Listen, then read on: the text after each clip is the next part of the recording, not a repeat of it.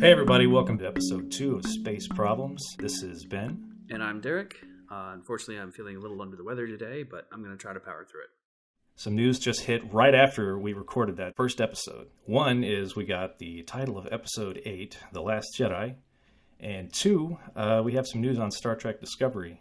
And Derek, I think I'll let you take the Star Trek Discovery one, since that's how we started episode 1. That's how we'll just start episode 2. Sure.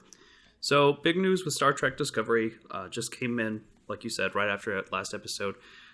Namely, the fact that they have started production. Hooray! Ooh. It's good news and bad news. It's good news in the fact that, hey, it's great that they've started production. It's bad news in the fact that they've just now started production after announcing so many delays. Right. And to your point last time, who knows? Sarek could be a main character now. That's true. If they're just starting production, then that could mean that he might actually be a main part of the cast. We don't know. I think I just sarcastically said in the first episode, unless they, haven't started production yet, he couldn't be a main character. That's true. Well, go figure.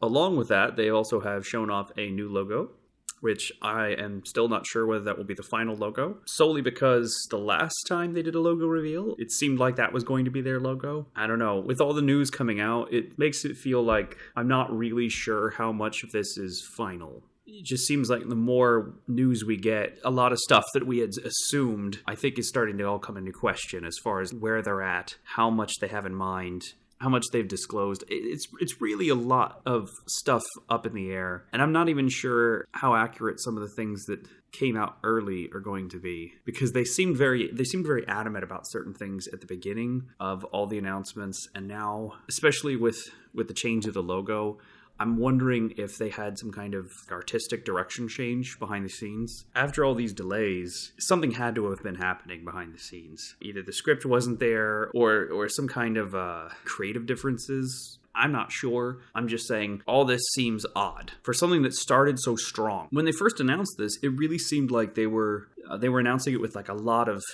enthusiasm and with a lot of momentum. Like they were really excited about it and they wanted us to get excited about it. Hey, there's a new Star Trek. It's going to be a new show. It's going to take place back in the older era. We're excited about it. We've got all these characters people are going to like.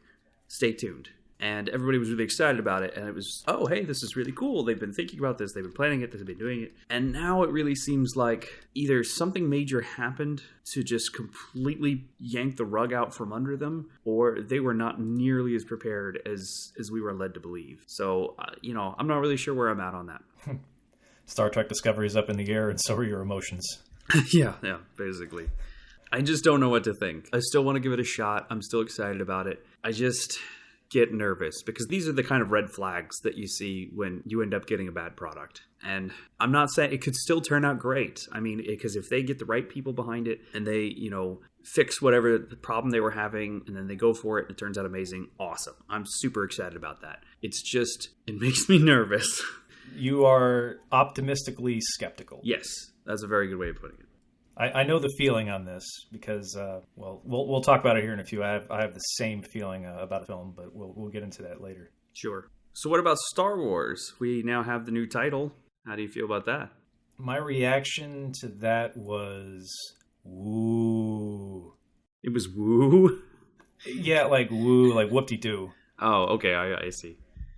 I don't know if anybody else has pointed this out yet, but it's red. Like, I'm a little surprised that more people haven't pointed out the fact that the Star Wars logo is red versus, the typical yellow. I feel like more people have pointed that out because which one of the last trilogy was in red? Was it Return of the Jedi? I'm pretty sure it was Revenge of the Sith was the last one in red. I think Jedi was red at some point because there was that whole thing where it was originally Revenge of the Jedi and then it got changed to Return of the Jedi. Right. And now people are saying that now episode 7 and episode 8's titles form a sentence, and I've seen that. I don't know if they are people just reading too much into this or if it could be a thing. I don't know. I've kind of stopped trying to make these guesses. And okay, The Last Jedi, who are we? Because I would only assume that's Luke, but I'm not sure if they're talking about returning to the original Jedi Temple and going back to the old ways, if it might be referring to somebody else. But I could have sworn, and maybe I should have watched this in preparation, but in the episode 7 scrolling title, it said Luke Skywalker was the last Jedi. Well, yeah, I mean, but that's something that's really just part of the regular Star Wars canon. I mean, at the end of Episode 6, Return of the Jedi, Luke is the last Force user left alive. They're pretty clear on that. Right, Yoda. That was Yoda's like dying. Yeah, part like of his, once dying once speech. once Yoda died, he basically let Luke know that as soon as essentially Vader and the Emperor died, Luke's it. There's no more Sith or Jedi. Luke's the last. And they also did imply in Episode 7 that Kylo Ren is not an actual Sith. A lot of people would look at him and be like, hey, he's got the red lightsaber. He's clearly like the new Vader. He's obviously Sith. But he is not a Sith Lord in the fact that, A, he doesn't have a Darth title, which seems synonymous with Is that Sith. a requirement? I don't know if it's a requirement per se, but as far as at least the movie timeline, every Sith has a Darth title. There's the fact that Snoke refers to going to get him so that he can complete his training. I don't think this was ever mentioned in the movies, but in some of the expanded stuff, it has talked about Kylo Ren being parts of what's called the Knights of Ren. And I think that's the group that stands with him in the vision Rey saw. So I'm not really sure where exactly they're going with this then, I guess is what I'm getting at. Maybe that's a good thing.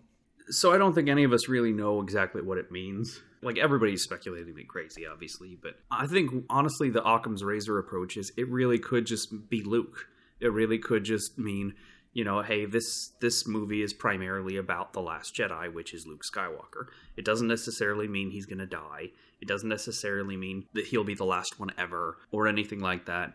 It really could just mean something as simple as he is the last of the Jedi, and this is a movie that he is in, and most likely he's going to be training Rey. That's what I took it to at face. I just took it at the simplicity of the title of just The Last Jedi, and then how Luke was referred to as The Last Jedi in Episode 6, and I believe opening title crawl of Episode 7. Yeah. So I just think it's that simple, and I think a lot of people are reading too much into this, including the people that put the episode titles together to form a sentence. I think that's reading a little too far into it, but I will say that is kind of a cool catch. I did think that was sort of an interesting thing. I think it's a cool coincidence. I'm going to be honest, especially when you look at them together, I don't know how that sentence could end. You know, so think about it, because it's The Force Awakens, The Last Jedi. I mean, like, how would you end that sentence and make it a cool title? Because, like, the one I've seen floating around a lot is The Force Awakens, The Last Jedi from his nap. Episode 9 is just again. Yeah, again. I've tried, and I can't think of anything. If that rumor was true, and it really was a sentence, I can't think of anything that would fit in that last title that would work to complete the sentence. I can't either, and that's why I take it as just the simplicity of the title of The Last Jedi, and it's just a coincidence. Kind of a cool coincidence, but just still a coincidence that the titles form a sentence. But again, that's I guess the point I was making about 7 is I think one thing they were trying to make clear in Episode 7 was the fact that neither Rey or Ren were Jedi or Sith. They're Force-sensitive people with the potential. But ultimately, there's a distinction between Jedi and Sith and just people who can use the Force. You know, you have to be trained to be a Jedi. You have to be trained to be a Sith. And especially with the Sith Order, because there can only be 2 at once, you can be a Force user that's wielding the dark side of the Force, but that doesn't make you Sith. I've always taken it as the Sith are the pinnacle of the dark side. Does that make sense? Right, like the one extreme side and then the other extreme side being Jedi, and then there are gray areas in between.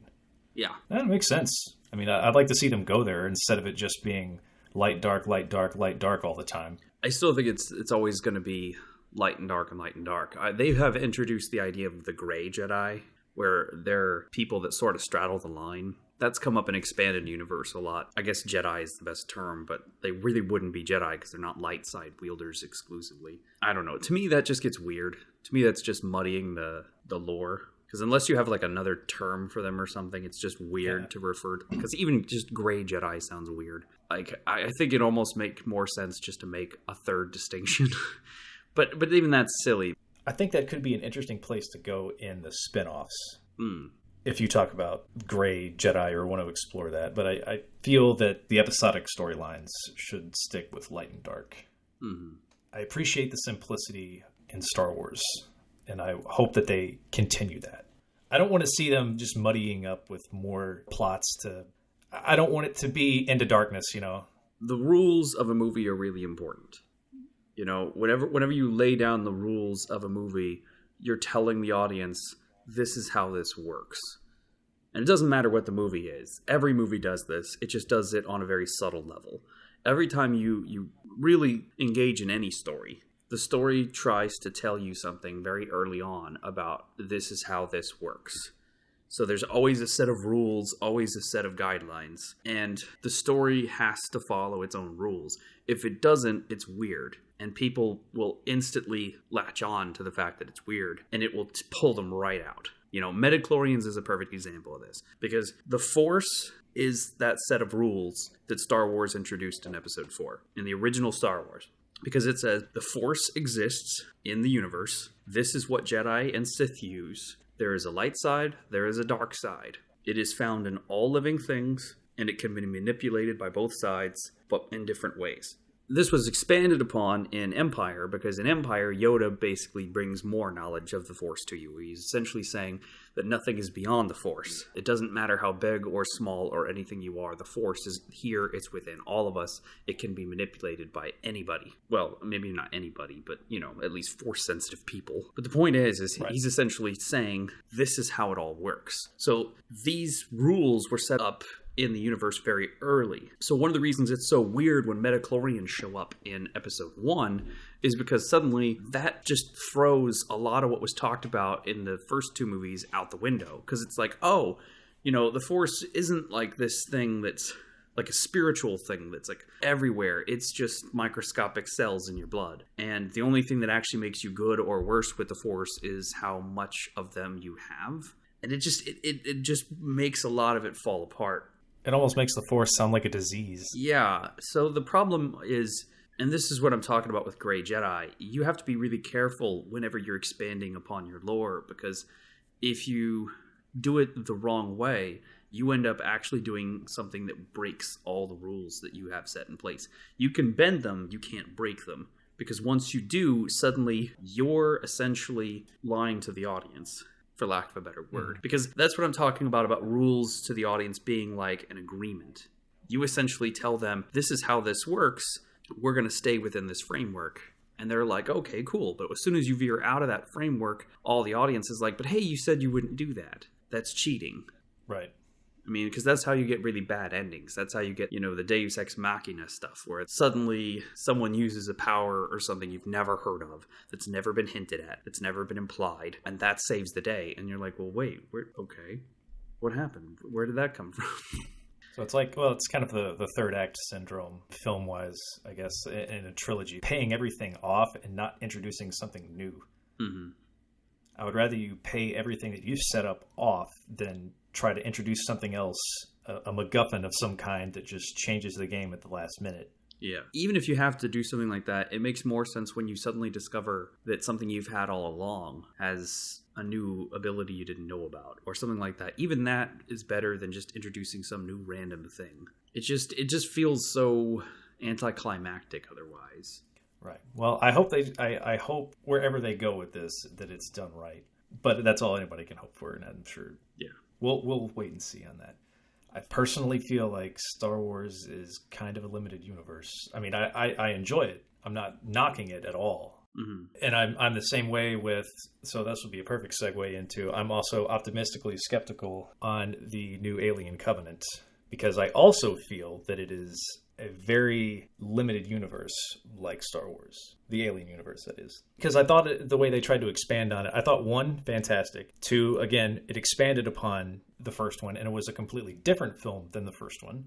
Mm-hmm. The first film was more horror slasher in space. The second one was Vietnam, I think is what Vietnam in space is what Jim Cameron described it as. I gotta say, I think that Aliens is one of the best sequels that's ever been done, as far as it does such a great job of expanding the story in exactly the direction that makes the most sense. Because we've talked a little bit before about how the worst thing you can do with a sequel is just reset the clock. Just undo everything that you did in the first movie and then just do that thing again. Even if you don't undo things in the last movie, you essentially just completely rehash the last movie. None of that happens in Aliens. And I love that so much. Like, I love the fact that Aliens is Because it could have been so cheesy. It could have been so terrible.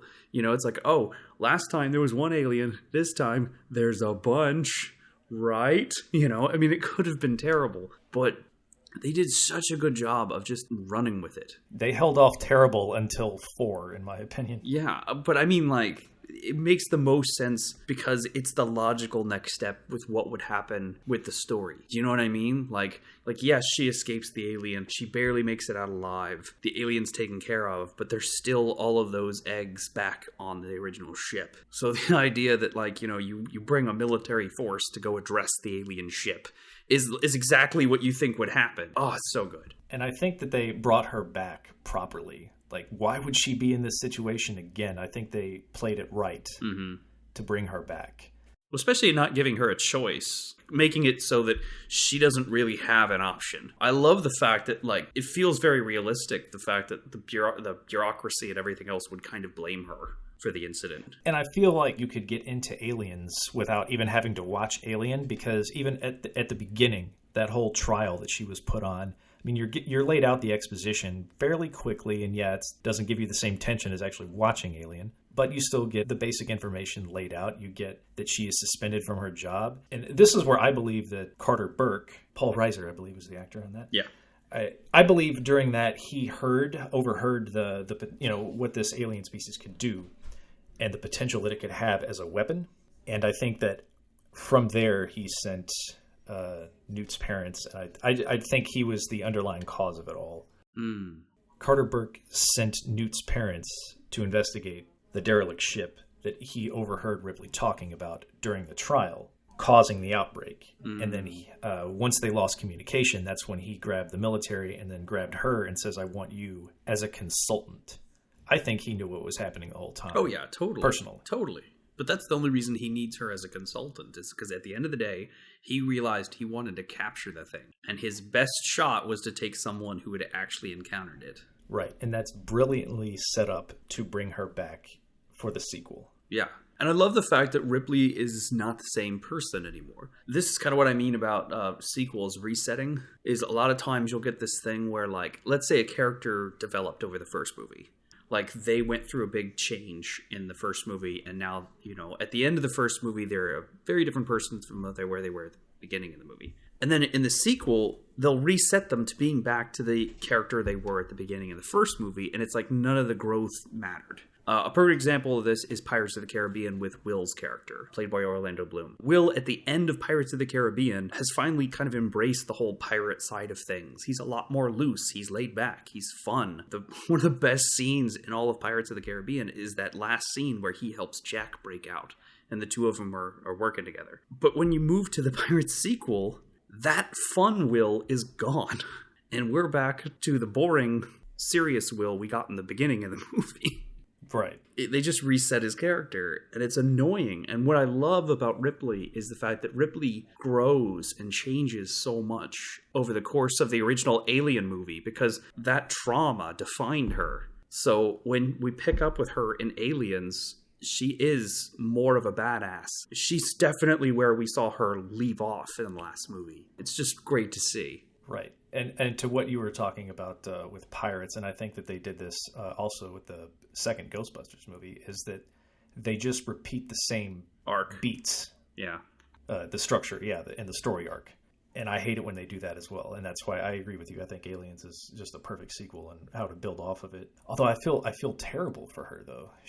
Oh yeah. I feel awful for her. Yeah, everything that happened to her in the first movie, she basically survives, goes to sleep, wakes up, probably has a week or two, and is back in the shit again.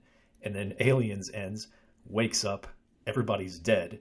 Including the girl that became a surrogate daughter to her. Right. Which, by the way, I gotta say, and this is on a personal note, like, the one thing I hate the most about Alien 3 is that they killed Newt. I understand why they did it, for the sake of, like, going to the story they were going for, but just as a moviegoer, the fact that, like, Newt didn't survive, I just felt like was a giant middle finger to everybody who watched the second movie. Sorry, that one still just really gets under my skin so bad. Well, they also used Michael Bihn's likeness in Hicks without his permission. Oh right, yeah, I forgot about that. It was pretty much a major disaster, and I know David Finch doesn't want to return to it. He doesn't want to do his own director's cut. He had a terrible time with it. He doesn't even want his name attached to it. He actually petitioned to have his name removed because the producers changed so much of it that he didn't even feel like it was his anymore. Yeah, it was a disaster. Oh, it was awful. I still enjoyed 3. I would have liked to have seen the original concept for 3. And if anybody hasn't seen that, it's worth a look. It basically takes place on a wooden planet full of monks. And it's all men, which they did keep some of the aspects in Alien 3. Like, it's a prison, and it's all men. But these instead were going to be monks, and they believed women would bring the devil. Basically, the whole story is she brought the alien with her, and that was going to be the story. And I thought that would have been an interesting and artistic concept, but they wouldn't have been able to pull that off. Budget-wise, I don't think. Alien 3, like the release date was announced before production started, so they had to just meet a deadline. I think it suffered from a lot of the stuff that causes movies like Spider-Man 3, where you reach a certain point of success that basically all of the producers take over. It actually happens in cycles with the James Bond films. You can actually see it every single time there's a new Bond cycle. You start with a legendary director who does a great job kind of rebooting the whole thing, and then it builds and builds and just keeps getting more successful to the point where then suddenly it becomes a hot commodity. And then the producers get more and more and more involved to the point where it becomes utter garbage, and then someone has to reset it again. And that happened with Spider-Man because, it's like Spider-Man 1 and 2. It got so successful that by the time Spider-Man 3 got involved, the producers were like super, super involved, and Sam Raimi just hated every part of that. I just feel like that's exactly what happened right here. Aliens is a hit. It's a big mega hit. And especially for the time, this was a James Cameron movie. It was huge. The reception to this thing was just out of this world. Pun intended. But I mean, they had like action figures and everything. I mean, they were really, really popular right after this movie came out. And I think the producers were just like, we need to jump on this. We need to get a sequel out there. We got to just do something. We got to just go right now. And we get this giant pile because of it. Man, I remember those toys too. They had every kind of alien. Mm-hmm. It was the gorilla alien, the scorpion alien, the bull alien, the dog alien, the king and queen. It's like for some other episode, we got to talk about the toy merchandise and how like wildly inaccurate it is and has always been. Oh yeah, man! Remember they did that with Batman? How many Batmans did they have? So many Batman. And to me, the most offensive of them all was the glow in the dark Batman. Like, yes, nothing says the Dark Knight, the one superhero that loves to live in the shadows and be a terrible idea to his enemies is the neon glow in the dark action figure. Oh man, I remember the days too when they would market rated R movies to kids through toys. Oh yeah, and Aliens was an example of that. Totally. Terminator, RoboCop. It happened way more than it should have. way more than it should have. Honestly, if it were up to me, I think I would have much rather Alien 3 have been, again, the next logical conclusion of the story, the next logical step. Because one of the biggest problems I had with 3 was the story didn't really make any sense. I guess it kind of makes sense that she'd end up in the prison, but it just felt so forced and weird and out of place. Because when Aliens ends, my thought is the next logical thing that would happen is they get unfrozen, Newt's still alive. They're all still alive. They all survive because they were all in cryo. It makes more sense that they survived than the others died. Mm-hmm. And I thought that they would wake up and it'd be another, 100 years later or something like that. And at this point, the alien outbreak had actually started affecting the galaxy. Like, by this point, the aliens are actually, like, completely overrunning planets. Space stations and things like that. Yeah. It'd almost be like a zombie film. Yeah, like, exactly. That's what Alien 3 should have been. Alien 3 should have been the outbreak has already started, and now the powers that be can no longer deny that it exists, and now, instead of trying to capture it and market it or any of that crap, they're basically just like, oh crap, we're in over our heads. What are we going to do? And then Ripley's brought in because at that point, she's basically like, hey, I've not only seen this firsthand, I've killed a queen. I have some insight on this. That would be an interesting concept I would like to see that come to life for a film. I mean, especially now that Neil Blomkamp, he just recently tweeted that his Alien film is probably not going to happen, which is depressing because I liked his concept art and his idea that Hicks and Newt survive, and continues their story. I really like the fact that he was trying to like reset it at right where it went bad. You know, like just kind of ignore 3 and 4. That 3 and 4 were cryo dreams that Ripley had, which I could get on board with. It kind of still leaves 3 and 4 as canon, technically. Sort of. And I feel like with Neil Blomkamp with Pink, and this is total speculation, but I feel that Prometheus 2's name change to Alien Covenant had a lot to do with possibly Ridley trying to kill the Blomkamp film. This could, as I said, I have no basis or accusation, but this is just a speculation from me. And I feel like Prometheus 2 changing to Alien Covenant, not only did it kill the Blomkamp film, he also is trying to apologize for Prometheus 1. And while I do, admittedly, I like Prometheus, and I think visually it's amazing, but it is Ridley Scott. He's a visualist. True. But it falls flat with the script. Yes, it does. And I feel like Alien Covenant is trying to be one big apology. I've got weird mixed feelings about Alien Covenant. I've seen the trailer and it looks gorgeous. Obviously, it's a Ridley Scott film, and like you said, he's a visualist. All of his movies are stunning in terms of the visuals. Sometimes story takes a back seat, I think, in some of his movies. And I wanted to like Prometheus. I really did. I went in super enthusiastic. I was very excited to see where he was going with this, especially the idea of a prequel and kind of an origin story of the whole thing. But it was a weird mess. And this has been debated endlessly. You know, you have a lot of people on the internet that are very avid that the movie was just garbage, and you have a small, very passionate group that defend it tooth and nail. And I gotta say, I actually have a lot of respect for that group. I don't agree with them, and it's nothing personal. It's just my own logic for the film. I don't agree with your points, but I do really respect the fact that they're so adamant in their defense of. I mean, there's just way too many weird plot holes and unanswered questions in Prometheus, and just things that kind of went nowhere. It's like they give you something, and it's clear that they think this is an explanation, but it doesn't actually explain anything. Right.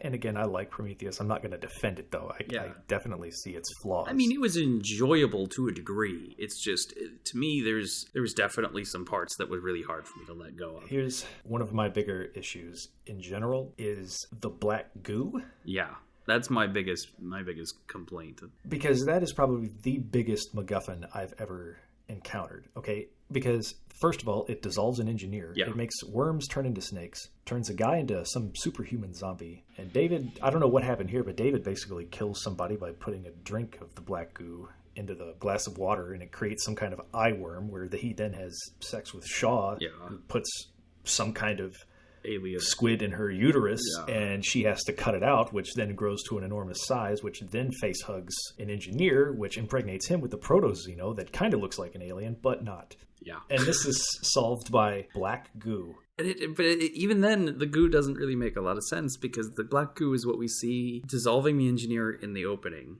which falls into the water, which then the film then insinuates that all of the disintegrated engineer combined with black goo becomes the source of all life on Earth. Like, that's how they see the planet, which I think is how they explain, like, that's how humans eventually show up. Yes, we apparently share DNA with them. Yeah, but it's also really weird, because does this mean that all life came from them? Did the same DNA, like, make sharks and make other animals and sea creatures? And Prometheus started out like, oh, it's a prequel to Alien, and you may get some explanation of where the aliens come from, and all it did was open up so many more questions. Like a million more questions. But that's what I'm saying about the black goo, is the black goo is the one thing that makes the least amount of sense. It doesn't add up at all. It's either something that can actually spur life and is sort of like how they see life on other planets, or it's this bioengineered weapon that ends up creating xenomorphs, which is what they say it is later. It's the same goo in the opening and later, but it does two entirely different things. And even in the way that it does the xenomorph thing, like you outlined a second ago, completely bizarre. It doesn't seem to have a consistency. Right. I have no idea what it does. It just does whatever it needs it to do in the movie. Mm-hmm. And I gotta say, I assume scientists are horrible scientists in that movie. like the oh, expert, that's the worst. Oh my team god, ever. they're like the worst scientific team ever. Like they're doing everything wrong. I mean, I'm not even a scientist, and I can honestly watch them and be like, I'm fairly certain that no credible scientist would do half the crap you guys are doing. Well, and they're also sent on this mission based on very loose evidence of a cave drawing. Yeah, nothing else. I guess I can accept it on the grounds of Wayland is a very rich, greedy, and dying man. So I'm sure he was just desperate and didn't care how he spent his last a bit of money. That's the only way I can accept it, but still, that's very loose. Yeah, to still bet on a cave painting. Yeah, I there were parts of it I really liked. I really loved Michael Fassbender as is it David? Yes, David. And he's back again. Yeah, he's back again in Alien Covenant, which I thought was cool. Playing David and another robot, I assume. I've heard some speculation about basically like what Alien Covenant is going to be, because some people are essentially saying it's not actually Prometheus 2 and other people are saying it's Prometheus 2. My first thought is, why isn't Prometheus 2 actually just addressing what happens at the end of Prometheus 1? She flies... That's what I'm saying. She flies off. It feels like an apology. But no, I'm saying like she flies off to go actually meet the alien homeworld, the engineers' homeworld. Which I am so glad they call them engineers, because in the comics they're called space jockeys. Yeah, that's silly. I agree. So that's props to Prometheus for using engineers and not space jockeys. If it was Prometheus 2, I'm way more interested in her going to the engineer homeworld. Me too. I mean, I would like to see the conclusion of it. I would like to see the conclusion of everything that you just set up in Prometheus. Yeah. Because at least then I would feel like maybe the first movie, it kind of ends up being justified. It's like, oh, okay, we spent a lot of weird time here, but at least the way it wraps up, it's like, okay, all right, fine, that's sort of worth it. Well, the fact that I feel like Prometheus 2 is more like an apology from him is because that he's called it Alien Covenant and is now giving us xenomorphs and is moving away from that story because Prometheus, I guess he didn't like the reception that he got with it. Yeah, that's for sure. And so I feel like this one he's trying to like right the wrongs, but again, this is another, I'm optimistically skeptical because I love the Alien universe. But I'll be honest, having watched the Alien Covenant trailer, it really feels like it's trying a little too hard to be Alien all over again. And it's not like it doesn't look great. I mean, it looks stunning, and it's probably, I guarantee you it's going to be a beautiful film. And it's probably going to have a lot of great things going for it. But it bothers me that every aspect of it looks like yet another film where they're on a ship trapped with an alien, and it's just that over again. That's what I was initially thinking. I was like, oh man, I can't wait to see a crew on a ship land on a planet, finds another ship, and then they get infested with aliens. I mean, I'm just so tired of that because, I mean, granted, it is the first movie, and it's not like this particular storyline has been done to death, but at the same time, it just feels like it was done so well. Why do it again? Why on earth would you remake amazing classic movies? They're so good, they're timeless. You don't need to remake them. You can just rewatch the original. It'll hold up. It's fine. With this whole back bursters, I feel like it's like chest bursters, but it's different. It'll hurt more because it comes out your spine. I just felt the trailer was kind of lackluster for me. It just felt like every horror trailer out there. I mean, I appreciate that they're trying to go back to horror elements because that's what Ridley Scott did in the first movie. I'm glad he's not trying to replicate James Cameron in Aliens. Yeah.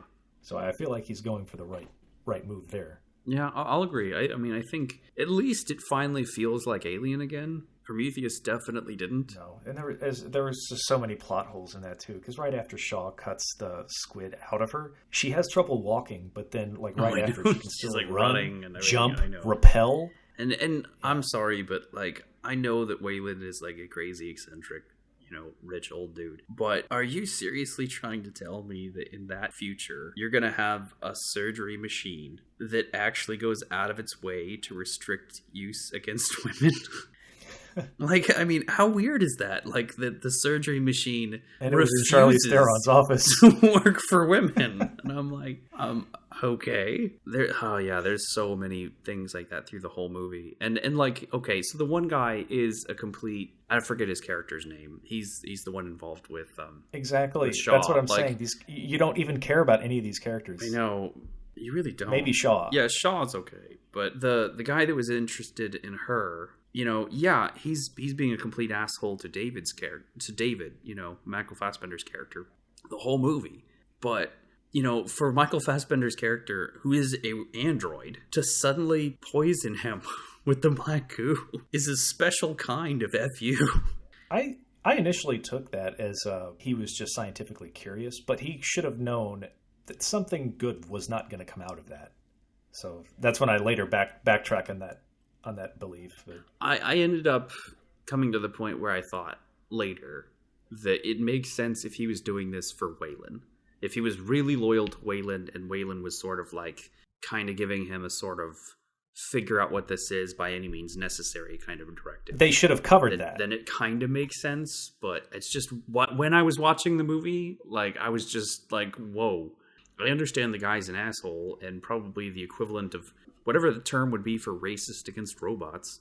Right, but they should have covered that, is what I'm saying. Later, you should have found out that he was doing this for Waylon, and then I think that would have paid off why he did it. Yeah, I would have been cool with that. And it also seems that the tech is better. Yeah, in the prequel. It seems like their technology was way better if this is supposed to take place before Alien. I think some of this is addressed in some of the deleted scenes. I haven't seen the deleted scenes, so I don't know. But I have heard that like it makes more sense. With all this being said, I still enjoyed Prometheus way more than Alien 3 and 4. I mean, more than 4, for sure. 4, for me, is a good, bad film. I enjoy it because it's absolutely ludicrous. But I can't watch it all the time and appreciate it on the same level that I do Alien and Aliens. Alien 3, I have appreciation for.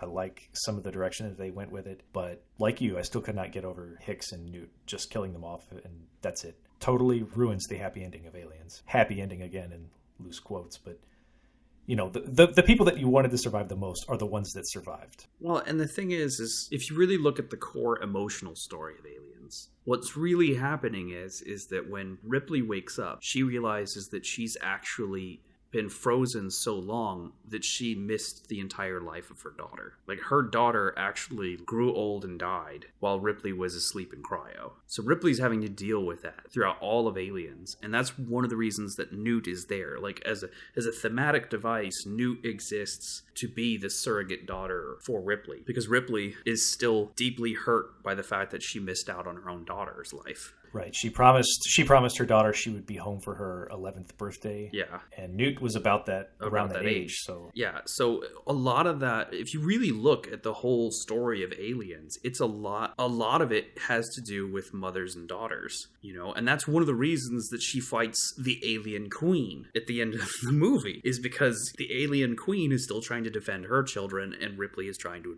defend hers. That theme is throughout all of Aliens, and it's so deep to the story that when Alien 3 happens and Newt's suddenly dead, it just feels like none of that mattered. And it just feels like you just kicked Ripley in the teeth again for no reason. Right. And they set up the potential love interest between her and Hicks as well. True. So for Hicks being the father figure and then also killing him off. Mm-hmm. It was just a cheap move. It was. I agree. But I have hopes. Optimistically skeptical. That's the word I was looking for. It seems like you're optimistically skeptical of a great deal of things. Hey, that is going to be the title of this episode, I think. Optimistically skeptical. Optimistically skeptical. So going back a little bit to what we talked about last week, I'm a little curious about this with the Alien universe.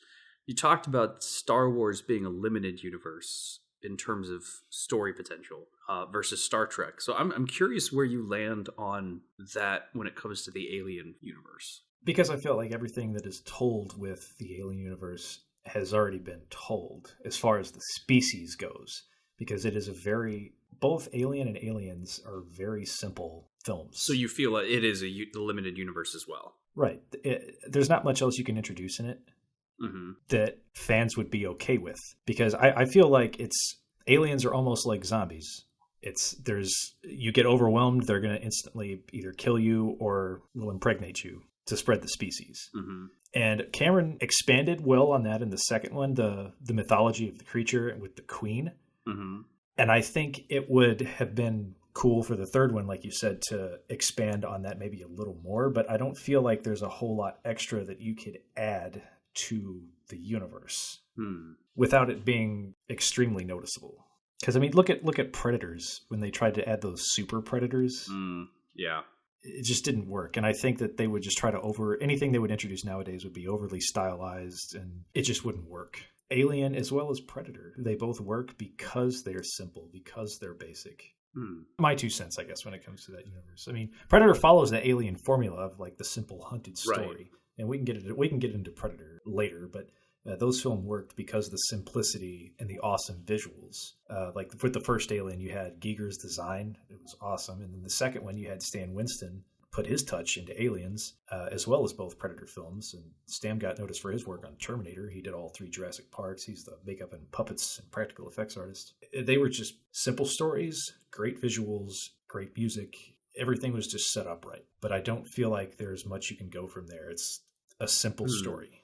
Okay. Yeah, I see where you're coming from. Basically, you're saying that ultimately, like, there's not much room to expand the story other than the amount of aliens, maybe small variations on the aliens. I mean, I could be proven wrong on this. Right. They could introduce something one day, and I'm like, wow, that's amazing.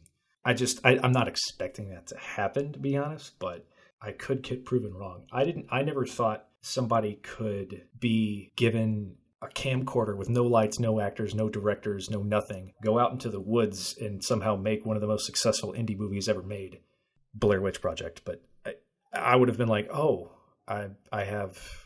okay. I don't want to see that in every film, and I don't think you can expand off that, but I'm like, okay, I respect it. I'm not a fan, like I don't hugely watch Blair Witch Project all the time, but I appreciated it. If you would have told me the premise for it and what they were doing with it, I feel like that's the dumbest thing ever.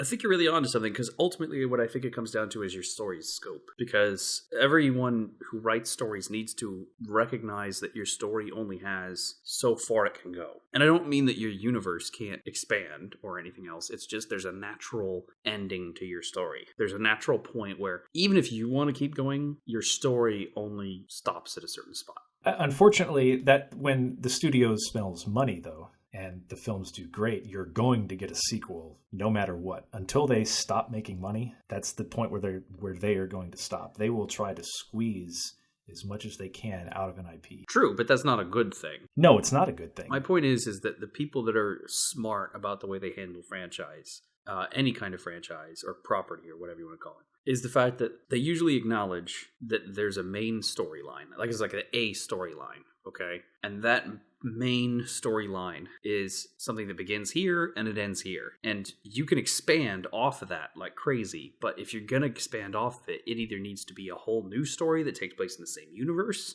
or it needs to be a spin-off, or it needs to be something like that. But there's a huge danger in never giving the audience the end of that original story.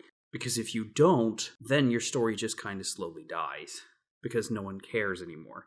Take classic TV shows, for instance. A great deal of TV shows that came out like in the 90s, and honestly, even going back to the 80s. One of the biggest problems you'd find with a lot of these shows is they tease certain storylines throughout the series and never end up going anywhere with them. And it ended up becoming really annoying. So one example that comes to mind is Frasier. I use this because a lot of people have watched Frasier and they know it. But they spent so many seasons teasing whether Niles would get together with Daphne, which was like a big linchpin of the show, that by the time anything actually happened with it, no one cared anymore because they'd been strung along for so long. Lost. By the time that Lost is actually over, no one cares anymore because you strung us along and didn't answer anything until the end. And even when you did, at the very end, it was sort of like, oh, well, that answers 2 of my 5,000 questions. Speaking of the final episode of Lost, the writer of that episode, I believe, was one of the writers of Prometheus. Huh. Fairly certain of that. Full circle. I'm not looking it up right now or anything, but I'm fairly certain that's the case. So bringing it back. But again, a lot of things weren't answered in Prometheus. Prometheus could have been a really good step in the right direction for the Alien series, because then it would have been like the first Alien movies were one story, and Prometheus starts another story that expands the universe, that takes place in the same universe, but this new story would focus far more on the origin of everything, and it would be beyond just the aliens themselves, and it'd be about the engineers. That's what I was hoping for. That could have been a really good way to expand that universe, but it didn't really work because the whole script desperately needed another pass or two. But I agree that if they keep going with the primary Alien storyline, there's really not many more places to go with it other than having the aliens just start expanding on a massive scale and then having to find a way to actually find some kind of Achilles heel for the aliens. All I can think about them doing is really just finding some way of eventually stopping the alien threat. Other than that, I don't really see where this story could go. No, and I agree. And that's why I think it's a limited universe. That's a very good point. I mean, it's a very, I think it's a very strong and a very good universe, but it's very narrowly focused. Hmm. It's survival against this species. Simple. I love it. It's one of my favorite franchises, though, and the design of the aliens is awesome. This is Hmm. like the whole hive species, and everything is just beautifully designed. Like I love Giger's design. And one element that I really love that they did introduce in Prometheus, I really loved the idea that they were engineered to be. Like, I actually really enjoy them bringing the explanation that the aliens were designed to be a perfect killing machine, because that actually helps with all the other movies, because it's sort of like they keep introducing the alien as a naturally occurring animal in the universe, and I think it actually makes more sense considering the way it behaves. It makes more sense that it's like a killing machine. And I feel the same way in regards to Predator. Hmm. It's just kind of reversing the scale on humans go to Africa to hunt big game and wild game. They like these humans that go and hunt these animals feel like they're doing nothing wrong. Hmm. It introduces that terror and that fear into what if you are, special forces or Green Beret in the jungle. Like you were supposed to be one of the best trained people in the world, and you're being hunted for sport by something far superior. It kind of reverses that fear, I guess. Hmm. And but it's a very simple you're being hunted story. And I like the species. I could see them expanding more on the species of the Yautja or the predators from there. But all they've seemed to ever do lately is these AVP films, which are PG-13. I think the first one's PG-13 and just laughably horrible.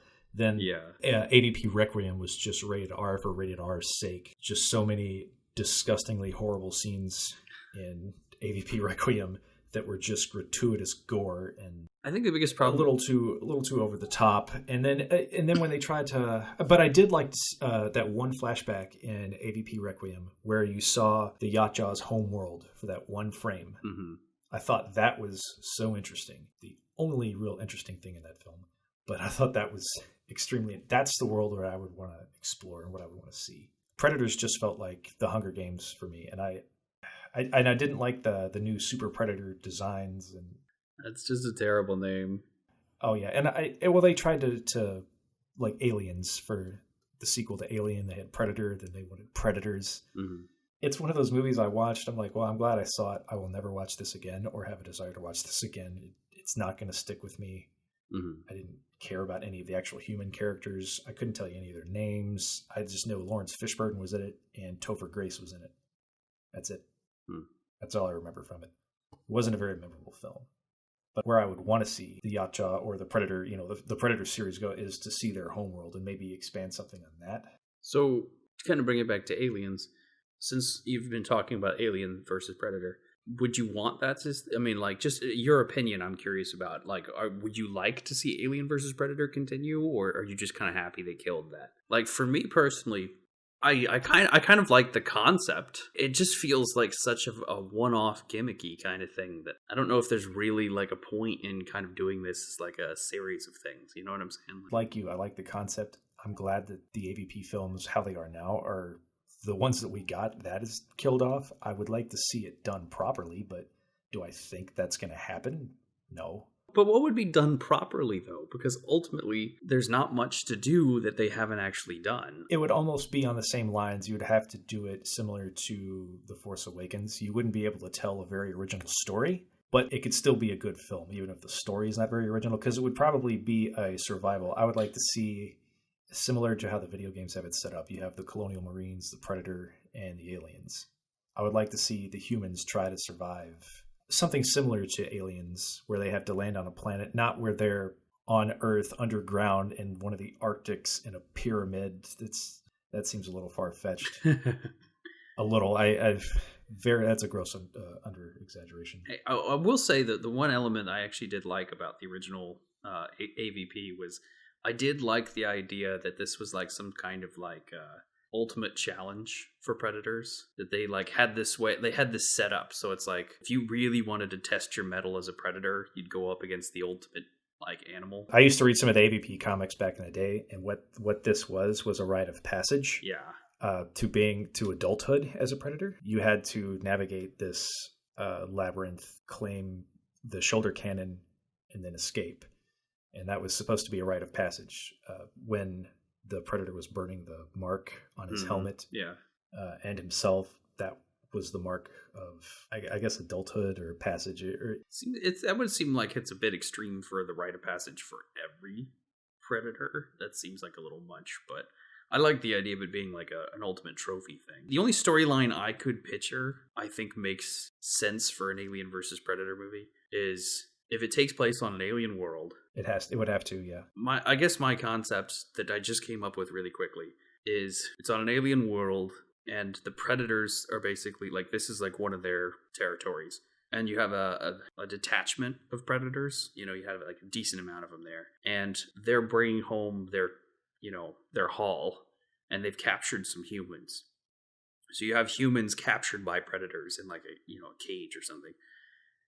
And they're basically just kind of being moved so that they can go to another planet. Alien outbreak occurs on that planet.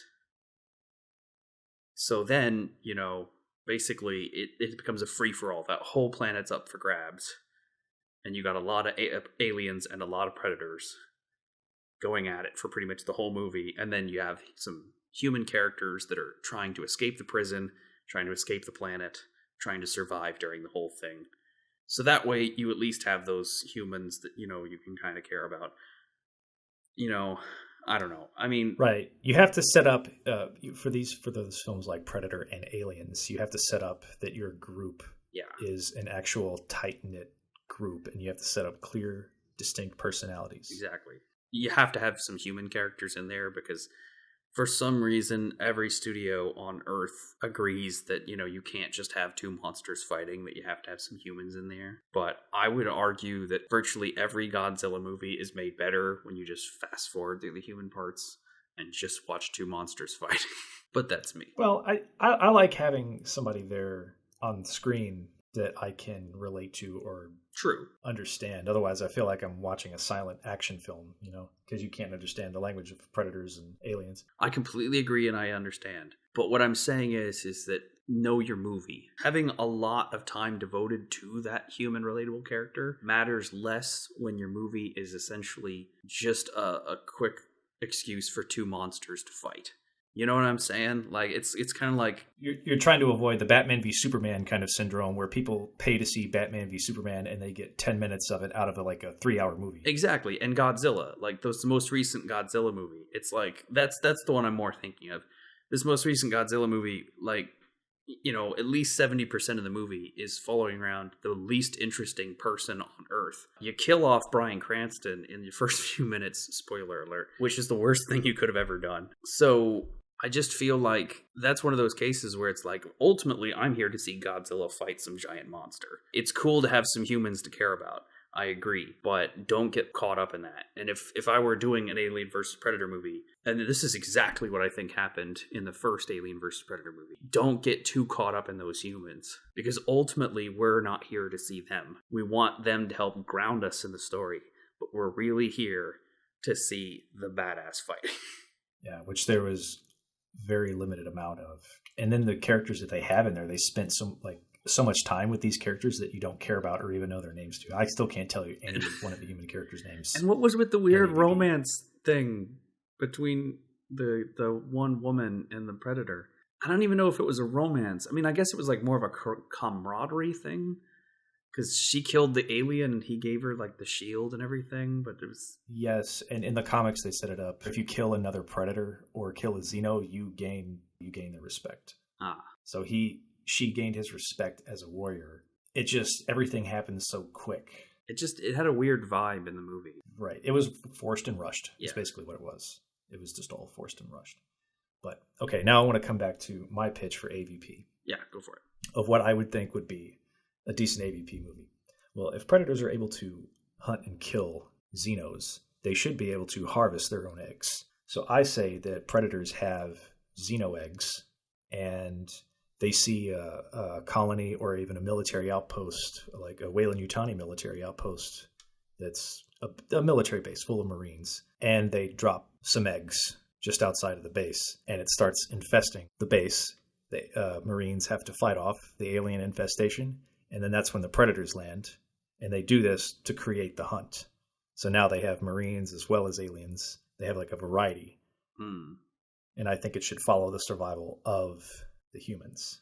That's how I think AVP should be done, personally. I know there would probably be plenty of people disagreeing with me and calling me, oh, you're stupid for thinking of that. But whatever. That would be something that I would like to see. I like that. That's a good pitch.